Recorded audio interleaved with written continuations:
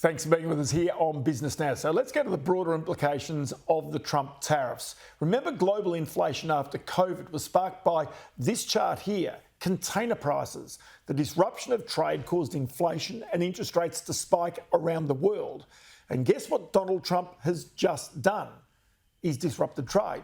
Well, joining me, Paul Zalai, Director of the Freight and Trade Alliance. Paul, always good to chat to you on these days. This is the greater worry, I would have thought, that if trade is somehow disrupted and the price of freight starts to rise, that again can drive inflation, not just in America, but around the world.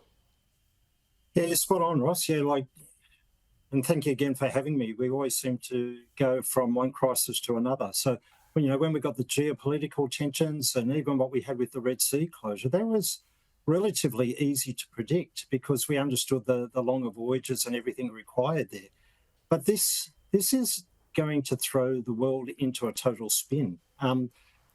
Australia directly isn't so severely impacted, but it's just the flow-on effect of what's going to happen in other parts of the world with suppliers and the commercial arrangements with different parts of the world with the US. It's, as you said, it will affect shipping, and whether shipping will be able to adjust and the supply chains more general to changes in trading patterns. It's going to be a major challenge to do all of this in a very quick time. Okay, so even if we go back and have another look at that chart that I showed at the beginning with sort of the price of moving shipping containers around, you can see on the right-hand side there's another blip, and that blip, of course, is the Houthi rebels in the Red Sea. And that, of course, caused shipping to be diverted down around Africa and so added the cost. Now, these types of things, that's just one small explanation of how trade can be disrupted. So if you've suddenly got the president saying, OK, tariffs mean that we're going to be moving goods in different ways around the world, that surely has the same potential impact at a time when the price of shipping containers and moving them is actually falling. Yeah, you're spot on, Ross. The other thing to consider in all of this is that we've got a relatively small number of shipping lines globally, and they work in what we call alliances. Now, they recently re-established these alliances and schedules in about February this year after some years of planning and looking at different trends. They may as well have thrown that out the window, because like we said before, there's just so much uncertainty here now.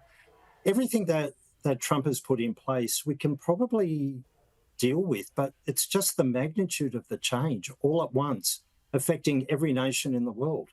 I think that is the scary part of it, is just the inability that we get. We're not going to have the luxury of time to actually adjust and develop strategies here. I think we are going to get faced with more congestion and more disruption, and with that, probably you will see more higher freight rates again. And where Australia paid the penalty was really that they did not want to direct containers to Australia at that time, and so put an enormous premium on sending containers to Australia. The question is whether either A, there's a surplus of containers because they're not moving to America, or B, whether the opposite happens and there's a lack of containers actually able to come here, so the price goes through the roof.